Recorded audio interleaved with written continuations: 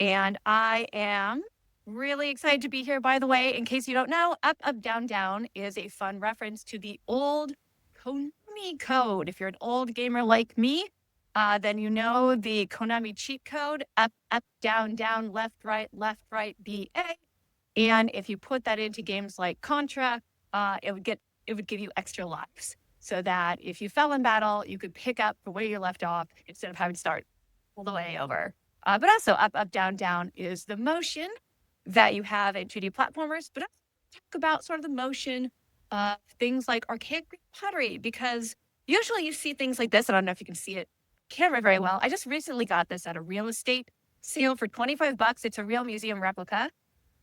I believe it's supposed to replicate something from about the 7th century BCE in Greece, where there's a lot of Easter motifs going on. We'll talk about that later. But at any rate, these things weren't meant to be revered behind glass. They were meant to be played with at dinner parties and such. So at any rate, let's get to the next slide. All right, so about me really fast, because we got to back up here. Who the heck am I?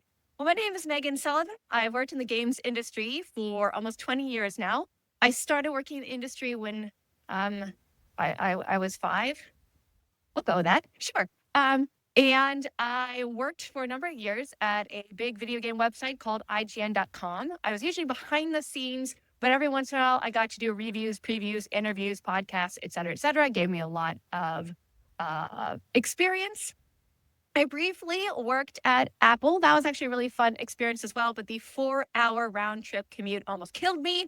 So I decided to strike out on my own as a freelance consultant in the games industry. And now, if you're a game developer, you might know me because I might have given you feedback on your game, strengths, weaknesses, opportunities, threats, etc. That's what I do during the day, but what do I do at night? Well, I'm actually the host and producer of History in Games. I'm going to play this video. Hopefully the sound is down. This is sort of my preview about History in Games. Excellent. Okay, that's Xavier Woods, WWE superstar. History in Games is an audio and video podcast that teaches kids and adults world history through the awesome power of video games. So give me a video game, any video game, and I will find a historical slant to cover. It doesn't just have to be Assassin's Creed, right? It doesn't just have to be God of War. It could be any video game. So you see Assassin's Creed right there on the screen, but you'll also see things like Fire Emblem. 3 Houses had a lot of hidden history in it. The Legend of Zelda has a lot of history in it. All sorts of games, of course, have cultural and historical touchstones, and I tease those out during my podcast. I've had a lot of awesome people on my show, people from the academic world. So Dr. Jackson Crawford, Barry Strauss, Adrian Mayer, Professor Sarah Hiles Johnston, just this whole litany of people on my show. I talk to the experts about their particular historical forte. It's super awesome, educational, and fun. I love the energy everybody brings. It's never dull or stuffy. That's Max Miller from Tasting History. And also, I want to invite all of you to reach out. Let's do a collaboration. Let's do some live streams together. I love it when people reach out. They're like, hey, I'm from the academic world, or I'm a game developer, or I'm, part of pop culture.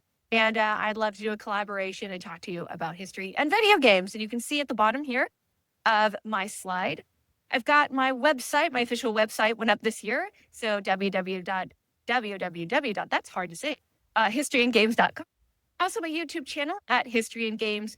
And my email, historygetit@gmail.com. So if you guys are watching, if you love history, if you love video games, if you love anime, if you love wrestling, if you love pop culture in general, I'm the person to talk to, and I would love to talk to you. Okay.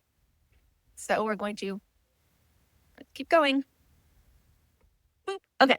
So quick table of contents. So let's talk a little bit about what 2D platformers are, how it started, how it's going. We'll talk about archaic Greek art, how it started, how it ended. A tale as old as time, how games help people understand archaic art, and haptic feedback, suggestions for how to make art live in the classroom. All right, so we're going to quickly go over a definition of what a 2D platformer is, because I'm not sure everyone here is an older gamer like me or knows the terminology. Some of you coming from the academic side of things, it's okay If you don't understand these terms, we're going to quickly go over it. So what is a 2D platformer? And by the way, it really hurts that Wikipedia had the best definition. I don't really like using Wikipedia. It's an okay starting point, but I think it's too easy to copy paste things and then have them be inaccurate. But after going through different books and papers, I was like, Wikipedia actually has a really good definition for this, which is a video game featuring two-dimensional graphics in which a character jumps or climbs onto platforms, right? So here are some bullet points about what a 2D platformer can be. It's sort of hard and fast roll, but it generally turns out that some mechanical features of platformers are almost always a side-scrolling game. So your little player avatar will go from one side of the screen to the other, right? And as they move, the screen will move with them, right? There's movement. It almost always involves jumping because, just using, I'll show you, here's my PlayStation 5 controller, right? Just hitting one side of the analog stick and doing this the whole time is no fun. So you got to have some movement. You got to have some challenges. So there's usually jumping. What are you jumping over?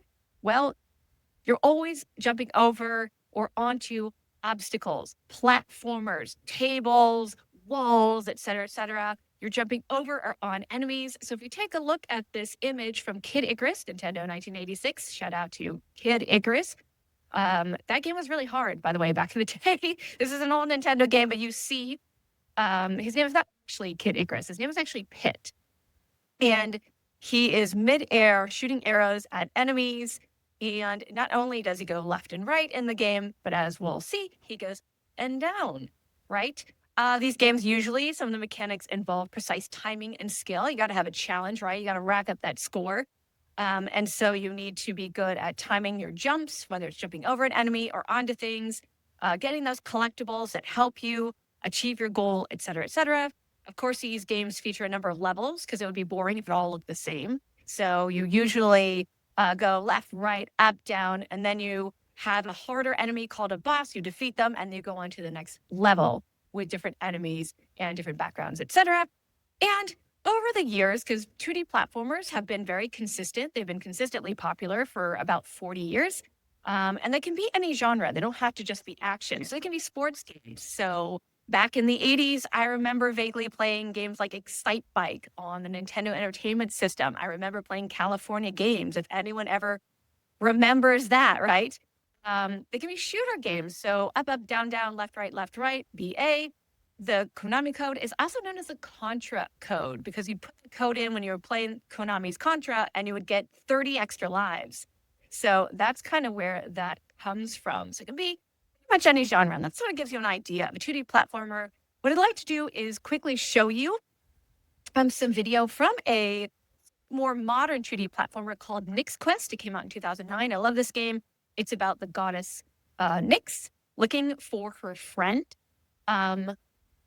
Icarus.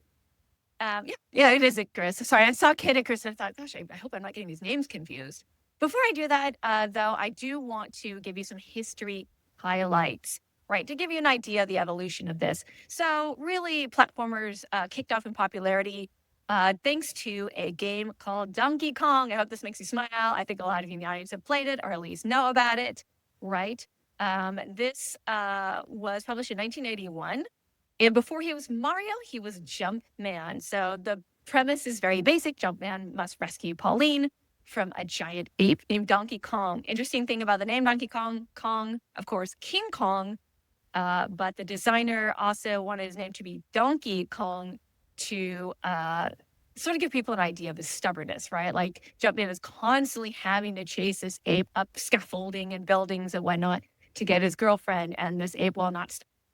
So Donkey Kong was hugely popular. It spawned a lot of clones, often imitated but never duplicated. It's still popular. In fact, the Nintendo Switch 2, there is a Donkey Kong game coming out this June.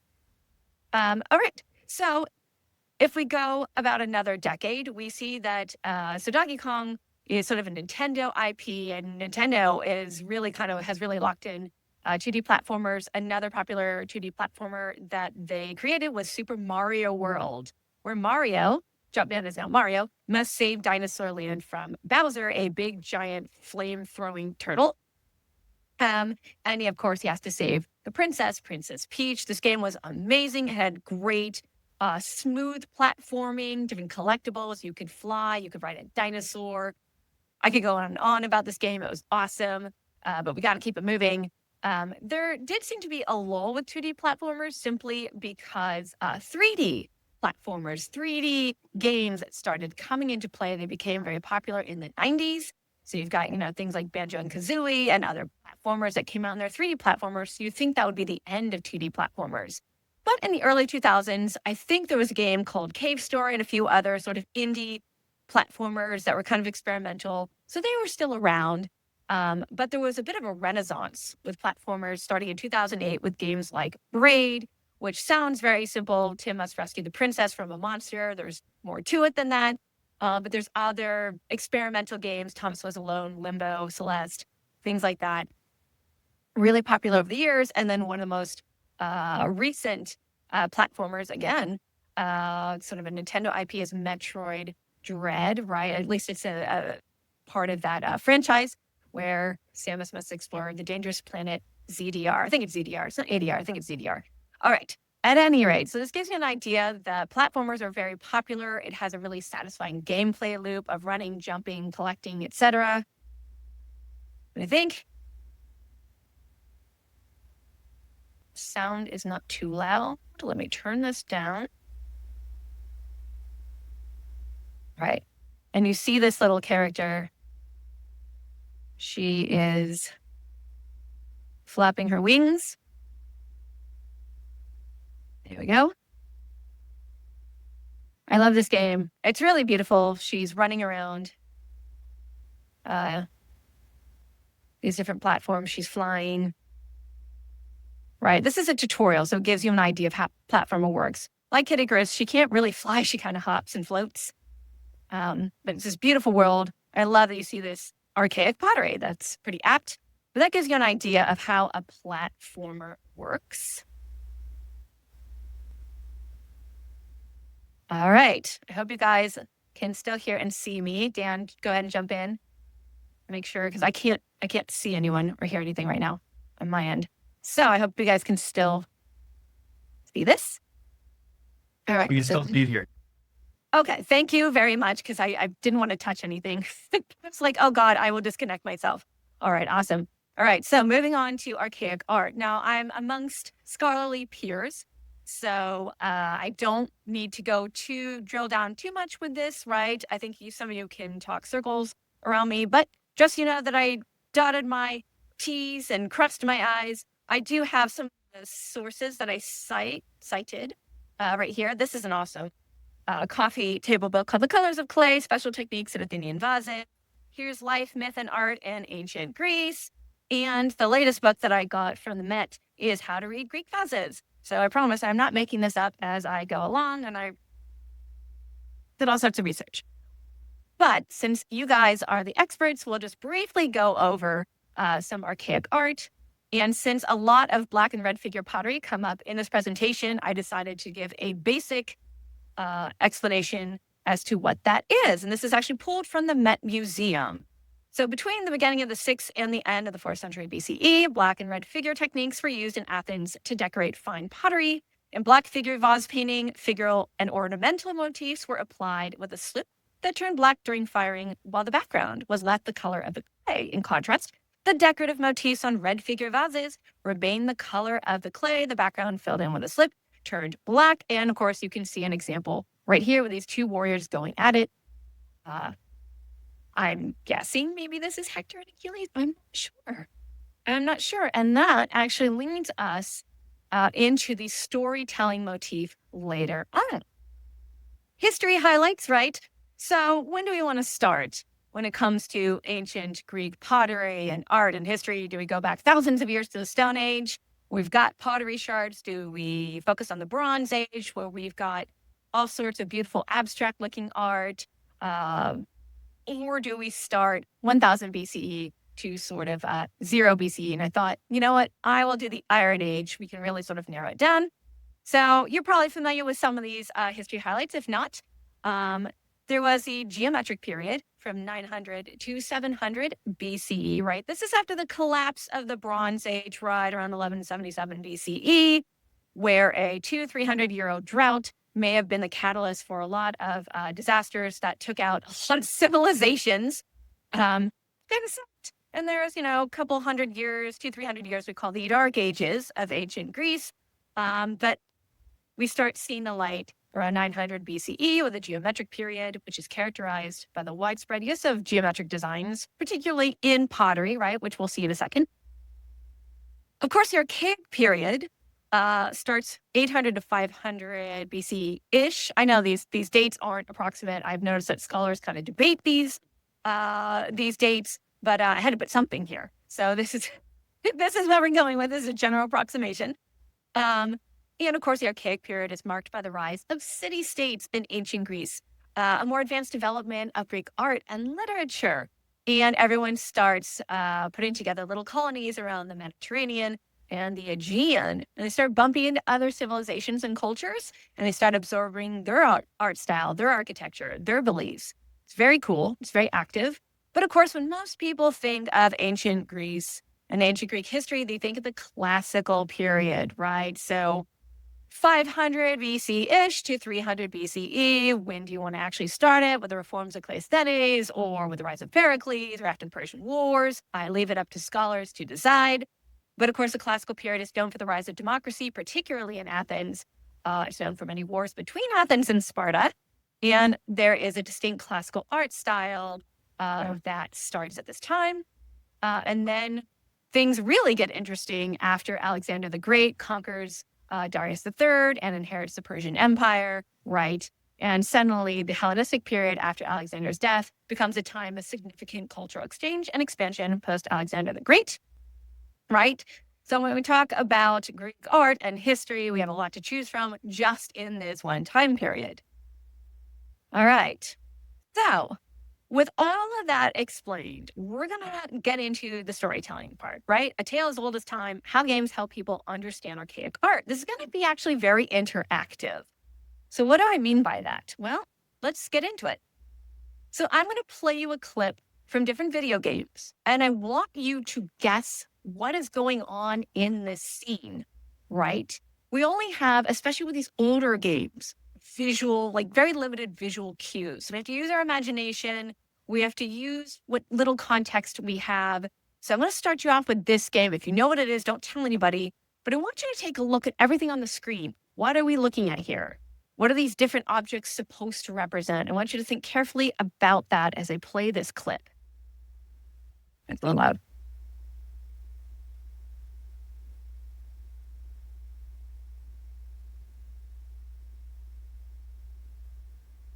What is this? What the heck is going on?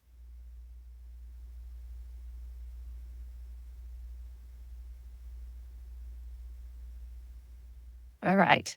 So I didn't actually mean to hit that, but as we had a bunch of pause it, but as we play this video, you're probably thinking, what are these flying things? What is that thing running in the bottom?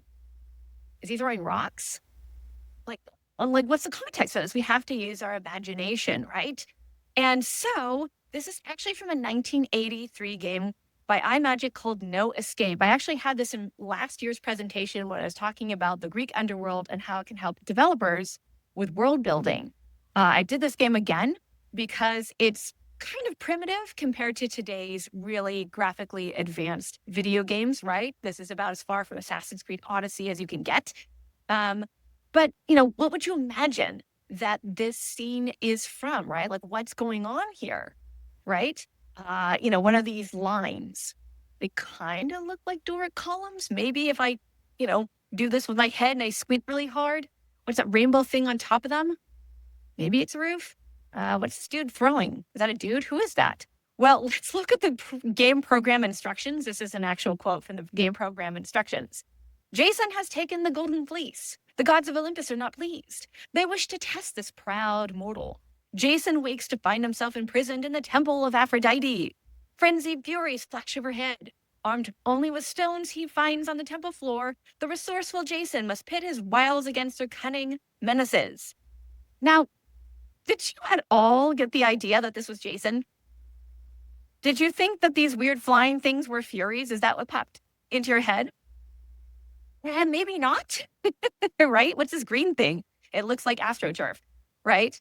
Um, how can we figure out what the story is, right? All we have are visual cues. And if I pause this, we've only got like a snippet of what's going on. We've got an action shot, right? This dude is running. I think it's a dude.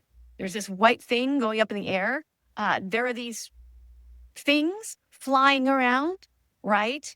And so we have to really use our imagination. We have to study this. We have to think about it, right?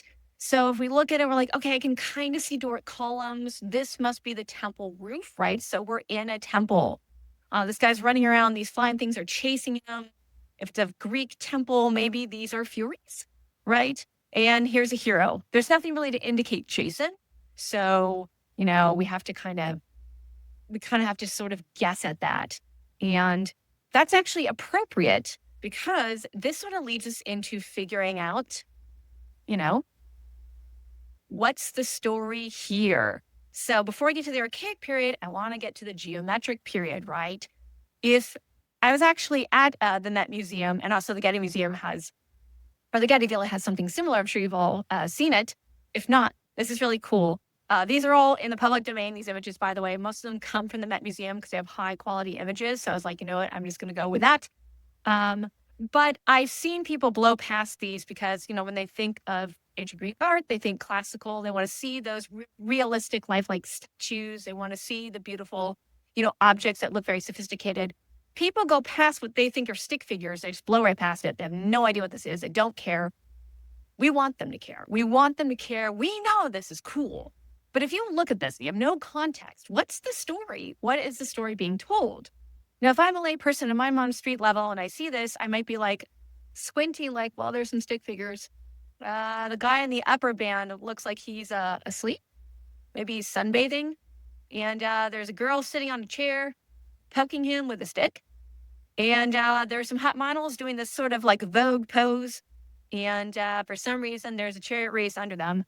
And people are wielding shields with holes in them, and they have arrows, right? Like most people have no idea what this is because they don't stop and study it. And just like we've stopped and studied No Escape, we want people to take a look and sort of use their imagination. What do you think this is, right? What is this little checkered thing above him, right? I know some of you know the answer. You probably have studied this or even used it in your lectures, but think of kids, think of adults who really don't know anything about the geometric period of Greece, right? We want them to use their imaginations. Really look at this. What do they see? Well, they see a story. Not only that, this story goes all the way around this amphora, right? There's some action going on, right? So there is actual movement on the bottom band here and on the top. What could be happening, right? Is this guy asleep or is he dead? Are these dancers or are these mourners? There's a bunch of chariot races and shields going, people with shields. Is this a military or funeral procession? Is this a funerary scene, right? You start putting the pieces together, right? And, since this was made in the geometric period and these shields were already out of date and it was no longer cool to have chariots, could this be from an earlier period? Could this be a story? Could this be from, say, the Iliad? Is this Patroclus or is this Achilles? We don't know, but we can start to guess. Here is what the Met says.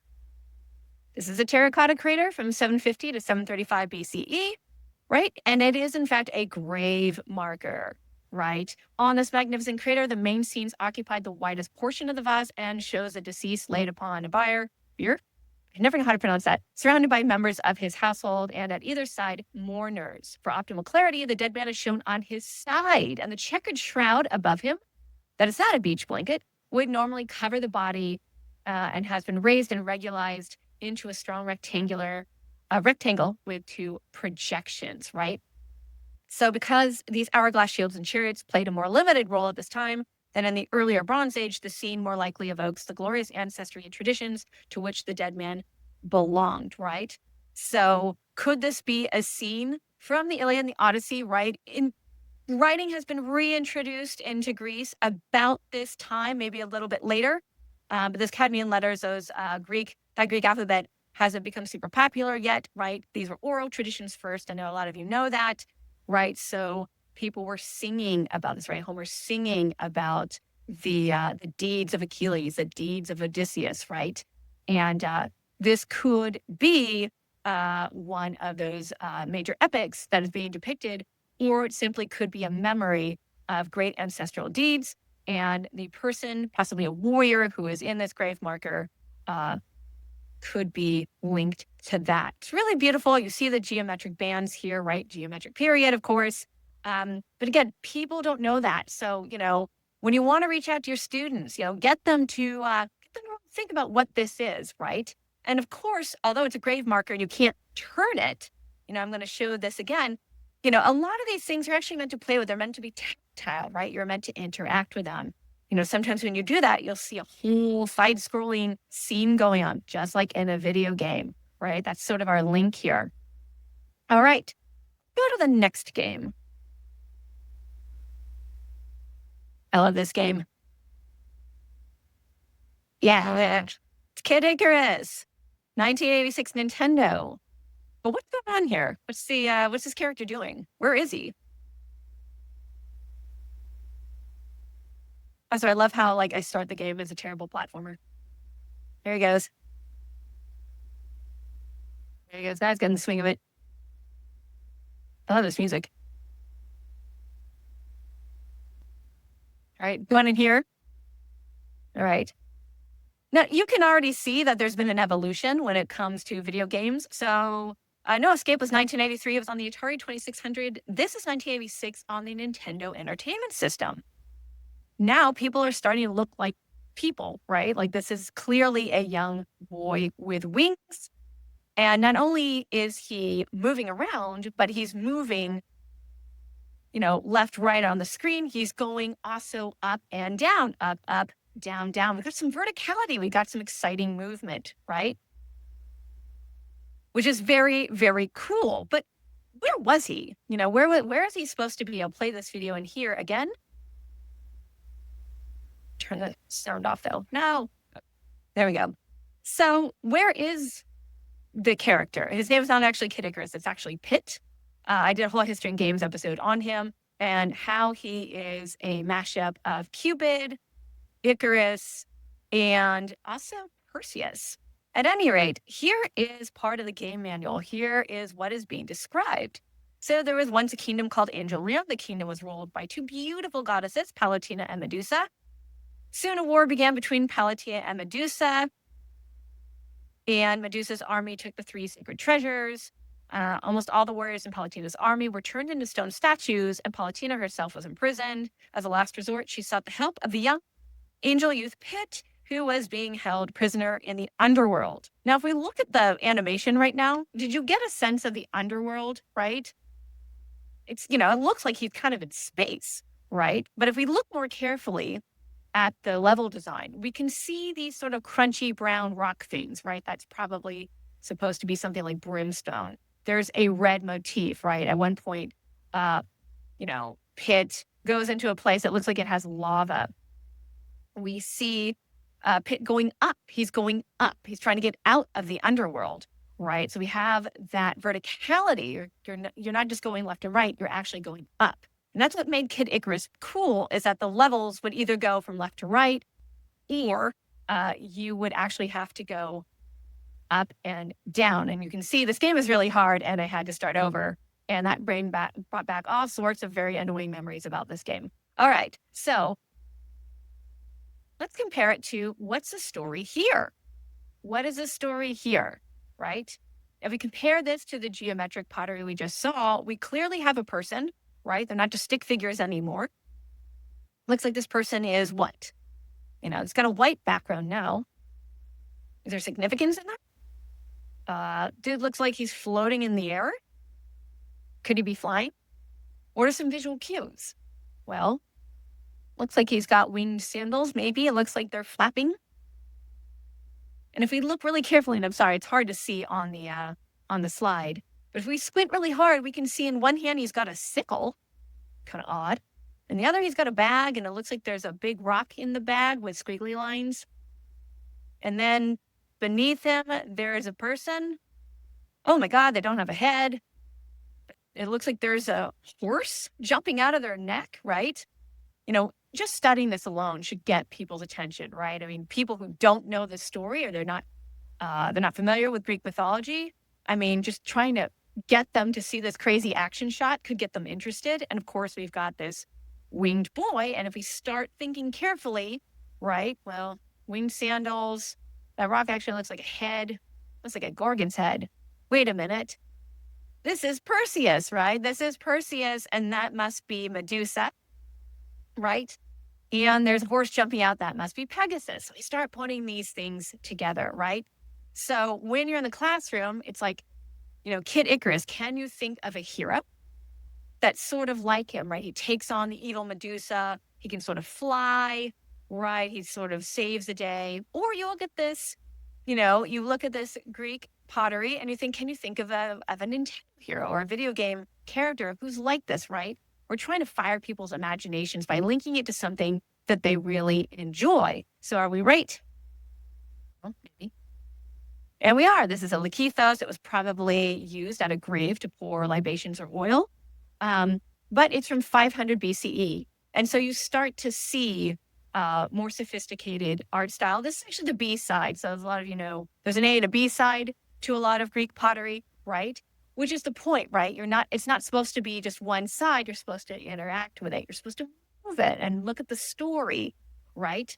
So of course, this is about Perseus. Right? On this vase, Perseus flees with a head and a sack, the head of Medusa, as the immortal winged horse Pegasus springs from the body of the dead Gorgon. Perseus and the horse are shown in the traditional black figure manner, while the Gorgon is drawn in outline, probably influenced by the newly developed red figure technique, which started around the mid-6th century BCE. Right? So already you're getting different perspective. You're getting different colors. Not everyone's on an even plane, right? Like you see, Perseus like in mid-flight. You see Pegasus taking off on the other side, right? You see, I think these are palmettes or something. And then, of course, you see Medusa falling to the ground. So you've got some really good action. This is a good snapshot, right? A screenshot of the action. But if you turn it, you can actually, it's much more interactive, right? Like a side-scrolling platform, Perseus is going up and away, and Medusa he's going up, up, she's going down, down. So, all right. All right. Next game. Let me turn this down a little. Altered Beast. This is a bit of a preview, right? Now, what the heck is going on here, right? 2,000 years from now, people see this and they're like, how do you contextualize this ridiculousness? Right? There's a couple of roided up wrestlers and they're fighting in a graveyard. Maybe? There's a doggy with 2 heads, possibly 3, right? Oh, we've kind of got a Greek motif here, right? But then, along that rise from your grave, right? So this is Altered Beast. But if we pause this, right, if we just take a screenshot, what do you guys think is going on? What's the story here, right? What is the story? It's an action shot. This dude, again, looks like a WWE wrestler, is charging towards what might be a skeleton, right? But what's in the foreground? What's in the background? How can we start to piece together the story, right? Well, in the background, it looks like you've got some sort of Greek temple, right? And next to that, if you're a history nerd like me, you might recognize a famous grave marker from the Archaic period, right? And then as he fights, it scrolls, right? It scrolls quite a ways. And then eventually, this dude turns into a wolf, right? He gets extra powers and he fights this evil dude, right? Not very well, apparently. Welcome to your doom. And then this guy turns into a giant monster, right? There's absolutely no context for this, right? But is this sort of familiar? Dude turns into a wolf or is turned into a wolf, something about death and destruction. Can we puzzle out what this whole thing is about? What is craziness about? Well, this is indeed Altered Beast. I'm going to turn down the volume again here. right? And the story is summoned by Zeus, god of thunder. You've been awakened from the dead to challenge the wicked Neph, god of the underworld, for the fate of Athena. So you don't really get a sense of that until the end of this level when you see a girl and she's kidnapped by Neph, right? We don't have all the pieces. We have to use our imagination. We have to use the context of what we see on the screen and what we experience, right? When we go from left to right, we're fighting these skeletons. We're clearly in a cemetery. I don't know why there are crucifixes there if this is supposed to be ancient Greece.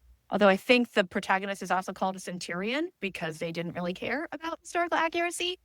But it's all about getting people to think about, if you saw this 2,000 years from now, what would you think? How would you interpret the story, right?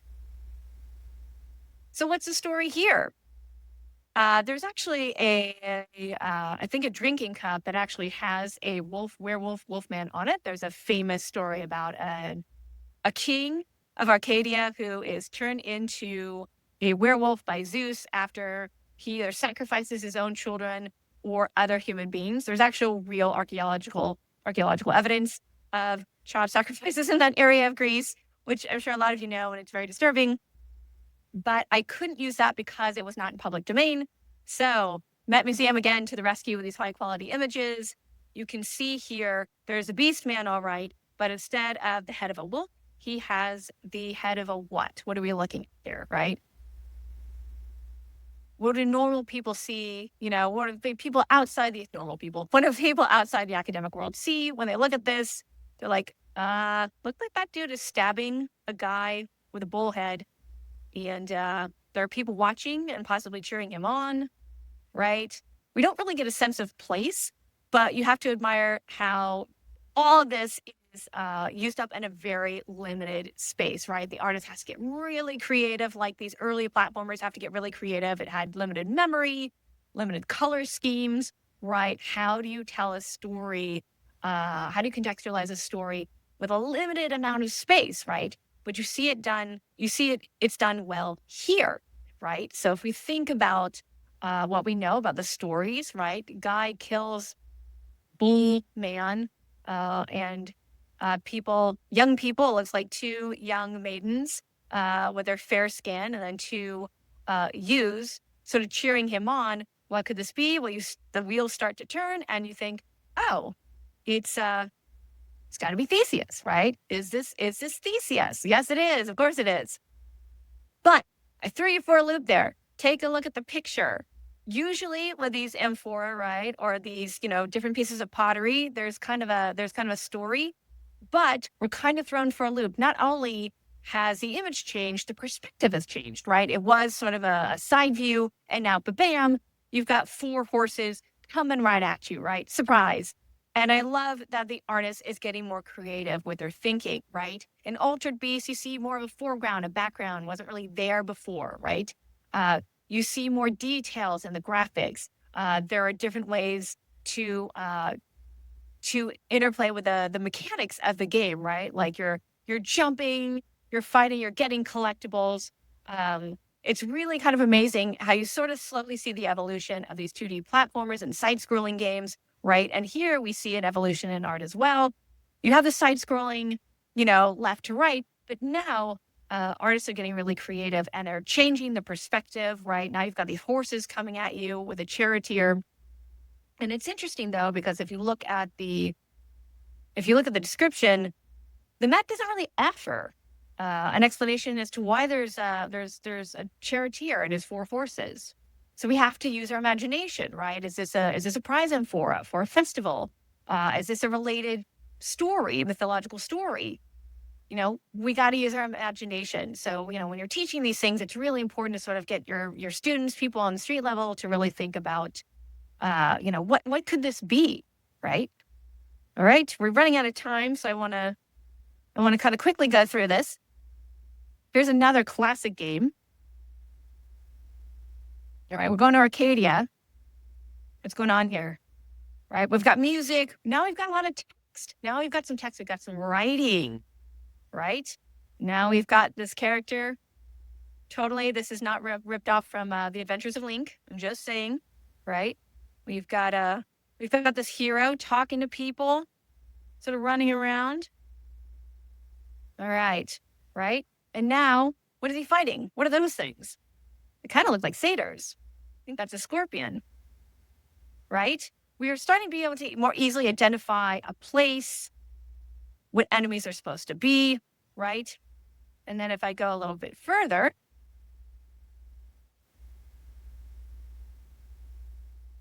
here we go. This is the part I wanted you to see. I love the music. This has nothing to do with ancient Greece. Sounds like a vampire. All right. So this person identifies herself as Athena, right? We wouldn't have known that, but except some text gives us a clue, right? It helps us along. Now writing is coming into play. There's some space to do some text and guide people with basic storytelling. It's not just visuals. Now we've got some text, right? And that's a good thing. That helps us. All right. So this is the Battle of Olympus, 1988 by Infinity. You may not know that the character's name was actually Orpheus, but the text box didn't have enough for English letters. They would have in Japanese because of Chinese kanji and characters that would have more meaning. But in English, you couldn't fit the name Orpheus. So I had to rename the characters Kirke and Themis. And this is a love story. Orpheus is trying to save his girlfriend, who is not Eurydice, but actually Helene. And Aphrodite helps them, so forth and so on. But you wouldn't know that, right? Along the way, you sort of learn that through visual cues and a few hints and text boxes. But that text is really important along with the evolution of the video, right? And that gets us thinking about this. So what's the story here? Now we've got different color schemes. We've got different action shots. There's more of a story being told here. There's a lot going on. It's hard to see the middle because, of course, it's faded. But if we really squint and we look at the middle, there's a dude sitting in a chair looking kind of sad. There's another sunbather or somebody asleep next to him. What's going on there? And then there's a fight between girls and boys, right? You got to ask people, what do you think is happening? What's the story here? They can make it up, or they can, use their knowledge about things like the Iliad, the Odyssey, etc. So what's actually going on here? Well, we actually see some writing above one of the characters' heads. And could that say Achilles or some other name? If you know ancient Greek, then you can read it. But if not, you can sort of make out some of the letters and you can make an educated guess, right? So, of course, this is actually two different bands. You can actually see a close-up now. And you do actually see that the middle zone features Thetis and her sister Nereids bringing armor to replace the set that Achilles had given Patroclus. So the lower zone depicts Theseus and an Amazon in combat among Greeks and Amazons. And the uppermost scene, this is interesting. What is the uppermost scene? We don't know. We got to use our imaginations. We got to fill in the blanks. What could be happening? It could be the abduction of Persephone, the queen of the underworld, or it could show divine intervention. And then finally, I wanted to show this game, which kind of takes everything we've been discussing, Greek pottery, and combines it with a 2D platformer. And here's what's going on here, right? You've got this guy in action. I'm actually going to push this forward a little bit so you can see it. But you see that side scrolling, it's up, down. You've got the text, right?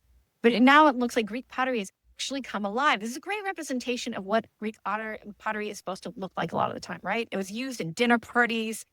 You're supposed to pick it up and play with it. Maybe not the grave markers, maybe not that amphora, but a lot of drinking cups. A lot of wine craters for mixing wine. They have a lot of action scenes from the Iliad, from the Odyssey, right? There's like a movie poster and a video game and, YouTube video all in one. They're supposed to be picked up and played. You're supposed to move them around and look at them. You pour wine in them. It looks like ships at the bottom of the cup are sailing the wine dark sea, right? And this game kind of really zeroes in on the idea of ancient Greek pottery actually being alive. So what's this game? I love this game. This is called Apotheon. It came out in 2015. You can see the steampower.com. By the way, all these games are either on emulators for free that you can just Google the name of like Kid Icarus or the Battle of Olympus. Play it for free. If you're teaching a class, then you can have your students play it for free as well. It doesn't cost you anything. Apotheon is on Steam. It is $15 right now, but there are always Steam sales. And it's really just all about ascending Mount Olympus, wrestling the divine powers from the pantheon of gods, and saving mankind kind. And if I play this video, what I love is that these gods should look familiar. They're actually taken right from real Greek pottery. You can see Demeter there with her shafts of wheat. You can see Apollo with his lyre. You can see his sister Artemis. And some of these gods will look very familiar. There's Ares doing an actual war dance. You'll probably recognize this one, this picture of Hephaestus. This is famously on a piece of pottery, right? There he is with his hammer. There's Hermes coming up, et cetera, et cetera. So I love this game. I like to highlight this game because this really gets you thinking about Greek pottery and how alive it is, which is why I want to save it for last. And of course, what's the story with this?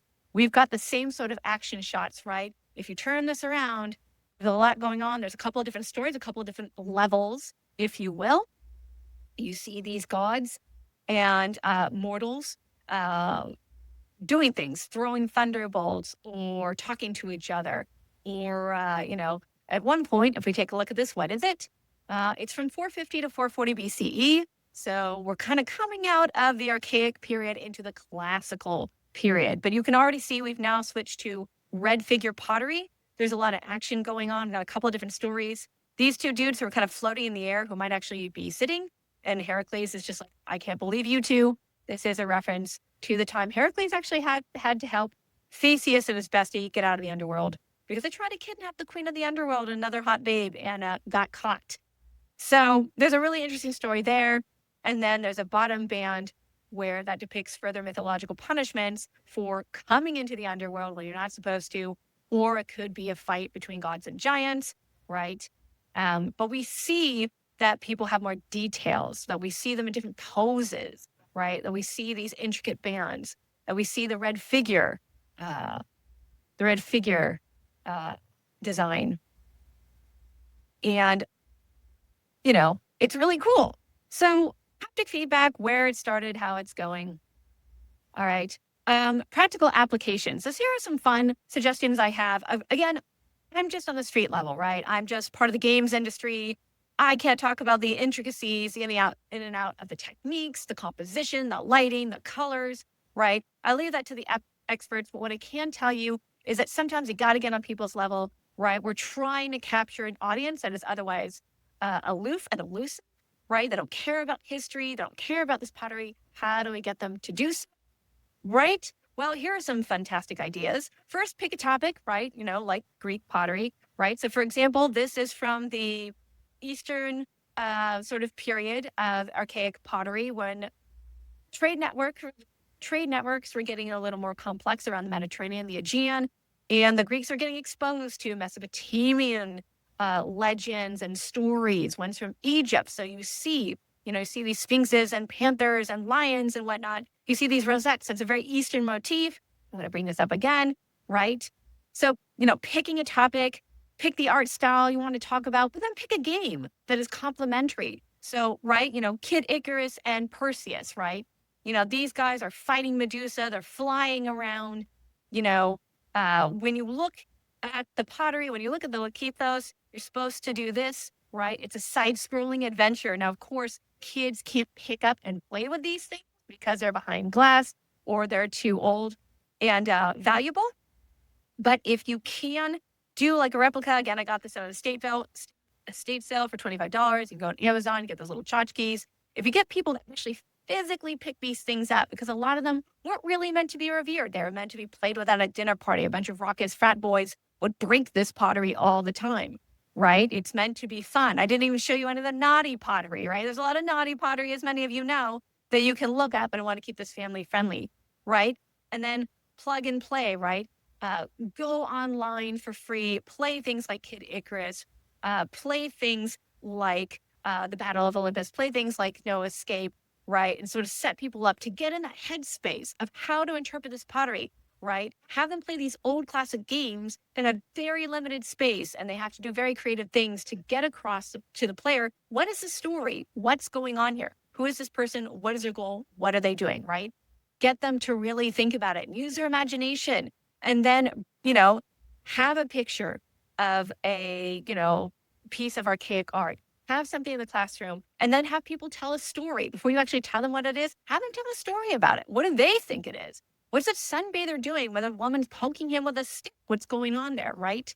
And then tell them what it's actually about, right? So the next time they go to a museum or the next time, they have to go to class, they start thinking about these things. They feel like it's more interactive and they can use their imagination and creativity. So anyway, I'm going to quickly go through resources, game resources, other resources. I actually ran out of time, so I didn't get to put all my resources in. This has been a super busy week, so I did my best with those last couple of slides. But finally, I'm at the end. Thank you for your patience. I hope this was a lot of fun for you. I hope the chat was popping off. Thanks. Do you have any questions? Again, reach out to me. I want to hear from you. Meghan History@gmail.com, historyandgames.com, and YouTube.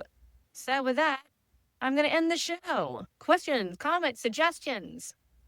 Let me know. How do I not share this? There we go.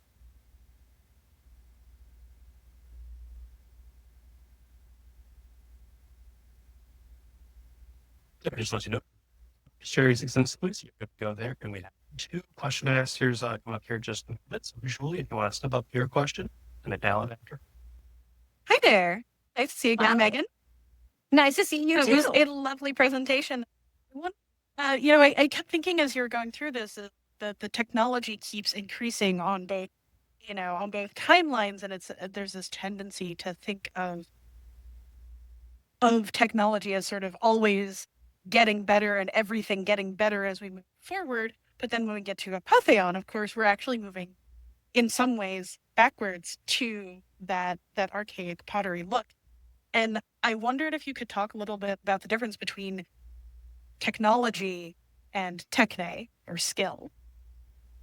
Oh, God. I feel like this is a little beyond my ken, right? Because I'm not a game developer, right? But I can tell you that having the ability to sort of have that look, right? Like Apotheon has that sort of 2D flat space, but it actually has very sophisticated mechanics, right? So it's deceptively simple, right? It's very stylized, right? But then you have just this huge arsenal of different weapons that have different reach, different feel, different stats. You also, there's more freedom. In this game, you don't actually go from one level to another. It's actually a little bit more of an open. So in this game, you take on the gods, right? But you can take them on in pretty much any order you feel comfortable with. You want to go pick a fight with Ares? Well, it's a dumb idea, but be my guest, you can start right off the bat going after the god of war. You can go after Apollo, who's even harder if you know your Greek mythology. Apollo was the god not to mess with. You can go after Artemis, et cetera, et cetera. And you can also go party with Dionysus and get drunk, which is hilarious. So there's some more freedom, right? And that takes a little more skill and more finesse on the part of the game developer, right? So even though these things are very stylized, Apotheon can do things that previous games really didn't have the ability to do. They didn't have the memory, they didn't have the graphical capabilities, they didn't have the color schemes down. There's voice acting in Apotheon, which was not a thing until not very popular until the 1990s, when voice acting sort of started coming into play. In fact, there's a game that just came out called the Lunar Remastered Collection, right? Silver Star Story and Eternal Blue. And those games were like the first games I played that were fully voiced. It blew my mind, right? That wasn't something that you could do when you see the Battle of Olympus. They had a very limited text box, right? So people are like, "Hi, hero, go rescue princess in cave." Which cave? Where? Right? Like you had to they had to find very creative ways to get you to go in the right direction. And sometimes you couldn't. Sometimes you would get lost, right? Technically, you can get through the Battle of Olympus in 2 hours. It took people 5 to 10 hours because they would get lost, right? But with Apotheon, there's more of a hint system. The user interface is deeper, right? So these games look like they're going backwards, but they're very cleverly disguised. The platforming is more smooth. The controls are more responsive. They're mapped out more intuitively on the controller, et cetera, et cetera. I hope that sort of answers your question. I'm kind of rambling, but I hope that sort of gives you an idea of how Apotheon, though it looks stylized and simple, actually has very deep and complex game mechanics, which I appreciate. Come on, people, don't be shy. AMA, it does not have to be on this presentation, but you are free to do so. Hi there, can you hear me? Yes, I can. Hey, Alan. Awesome, thanks. Great presentation. It's really fantastic to see. This is more fodder to play with. Have you ever played or seen Marginalia Hero? I have not. Tell me all about it. So I'm a medievalist for my. I don't get to practice historical research as much as librarians that focus right now, but it's basically someone made a little app game where they took the actual marginalia out of medieval manuscripts and have them fighting each other. And it's like a little tappy skill game, but I was just watching through this and thinking about it'd be great to just assign someone, okay, so you're seeing this is saying this angel blowing a trumpet out of their butt. Figure out what it is, where it came from, what's the deal. It's fun ridiculousness on your phone. So I thought I'd toss that onto your pile. Yes, please do. If guys, if you have any suggestions or questions about historical fiction games, whether I've played them, whether I want to play them, please. It made me think of oh God, I'm blanking on the name because I'm on the spot. Pentiment. It's the game by Josh Sawyer, Obsidian. I loved that game, and I remember I actually interviewed him years ago for, I think, was it Pillars of Eternity 2? It was something like that, and he was actually talking about doing a game like that, and he finally did it. That's a really cool game. I like that medieval game too. So, but glad to hear about another one. So I will put that on my list. I love it. I cover a lot of historical games on History and Games, and I'm always looking for new suggestions. So thank you for speaking up about that. Sweet.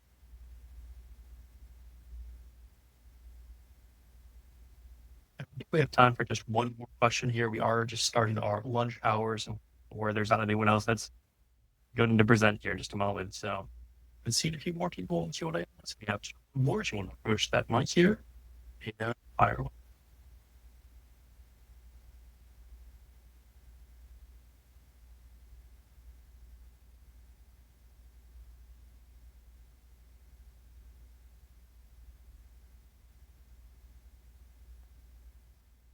Hey, Megan.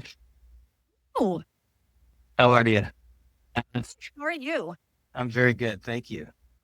I loved your presentation. I had a question about what's your opinion on how game developers can better represent ancient history without it just kind of becoming set dressing.